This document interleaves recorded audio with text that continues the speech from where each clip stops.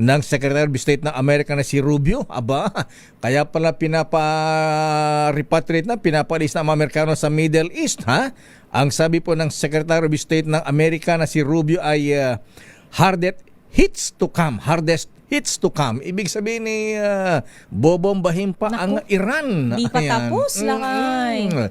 Sabi naman ni dating Pangulong Bill Clinton na Miss Taya, naku, ang ginawa ng ni Donald Trump, ang Amerika sa Iran ay isang illegal war. At dapat aprobado ito ng Kongreso. Ayan, sabi pa ang pag-atake na ay parang malaking lindol. Naku. Big earthquake with aftershocks. Naku, yun ang malungkot doon.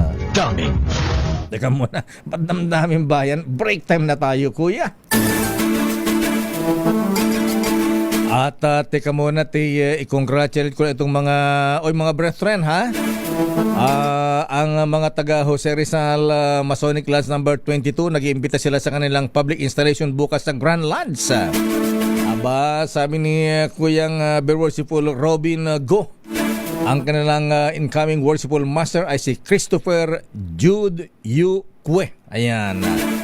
At senior warden, abay si McDonald. Aba, talaga McDonald's? McDonald Abe E. Jollibee. At junior warden, Neil Louis Yucarisa. At ang lang guest of honor and speaker, most worshipful Tomas Guntang Rentoy III.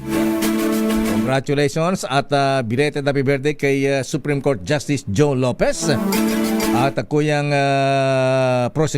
Chief Prosecutor Jesse Bautista mula sa mga members ng Manila Travelers Square and Compass Club.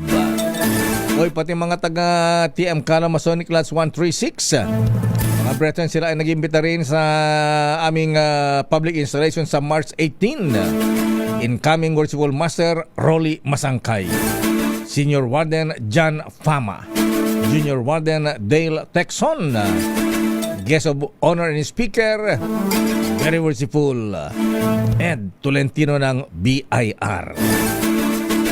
At ngayon sa detalye ng ating balita, Pangulong Marcos hihingi ng kapangyarihan sa Kongreso para maibaba ang excise tax sa langis kung kakailanganin. Aris number 14, Let Narciso, please come in. Miss Let.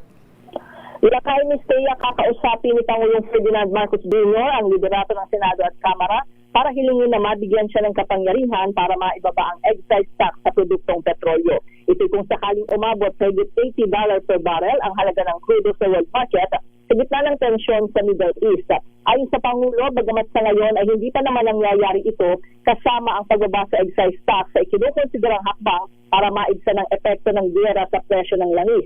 Tinilakay ng Presidente na magiging pansamantalang ang pagtapyas bilang emergency measure at hindi gagawing permanente. Pakinggan natin si Pangulong Marcos.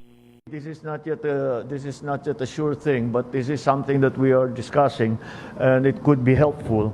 Is to give me the President the authority to reduce excise tax on petroleum products should Dubai crude exceed $80 per barrel.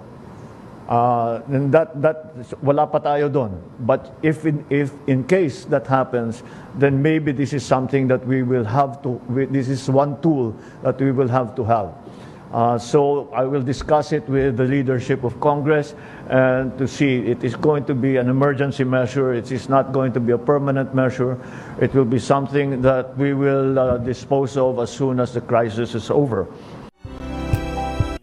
Samantala lakay nandito na sa Malacanang ang bumibisita sa Pilipinas na si South Korean President Lee Jae-myung. Alas 4 ngayong hapon dumating sa palasyo si President Lee kasama si First Lady Kim Hae-kyung at sinalubong sila ni Pangulong Marcos at First Lady Liza Marcos kasama ang mga miyembro ng gabinete sa Kalayaan Grounds.